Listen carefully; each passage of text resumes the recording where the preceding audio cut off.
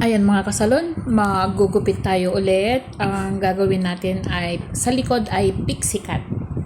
Pero pagdating sa harap, pa-apple cut. Ibig sabihin mahaba. Mahaba sa harap pero hindi siya pang bob cut kundi apple cut. Pero ito ay long pixie cut. Kapag naghahanap tayo ng style sa Google, makikita natin na meron mga iba-ibang klase ng gupit. Meron combination, sinasabi natin na yung likod niya pa barber, so pixie cut yun. Ibig sabihin maiksi. Yan.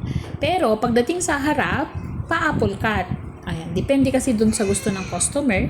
Kaya kapag tayo ay naggugupit, pag sinabi niyang gusto ko ay maumbok sa likod, maiksig, ayoko nang nakaano sa collar ng damit ko. So, ibig sabihin nun, pang pixie cut, o di kaya, ang pixie cut is a barbers. So, ang gamit ko na paggugupit dyan, dahil maiksi, ay gamit ko ay gunting at suklay at 90 degrees. Syempre mataas na yun 90 degrees ang ating gupit.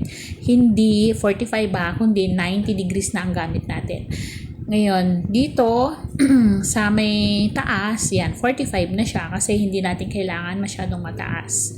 So, medyo inano natin ng konti. Lagyan lang natin ng design dun sa taas kasi gusto niya mataas pero paumbok siya. So, yun. Ang way lang natin, sundin lang natin yung ginawa natin kanina. And, pagdating dito sa harap niya o sa side niya mamaya, gusto niya ay mababa lang. So, pa-bob cut naman ang gagawin natin mamaya. Pero dito sa taas, medyo mataas ang gusto niya. Yan.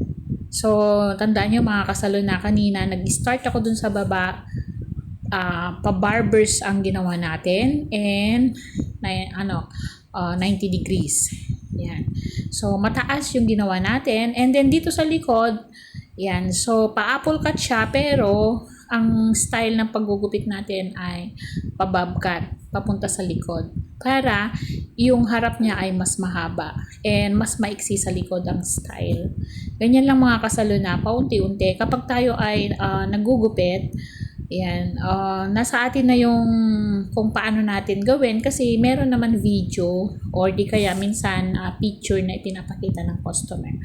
Basta alam na natin kung paano yung paggugupit natin, yung hawak natin sa buhok mga kasalon.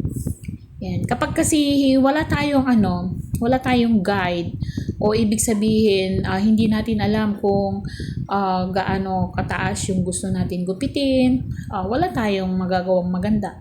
Yan. So, syempre, para makita natin kung pantay sa magkabilaan, kailangan gamitan natin ng 180 degrees. Ito na yung outcome mga kasalon. Kinulayan na rin natin yan. Kinover natin yung white hair niya.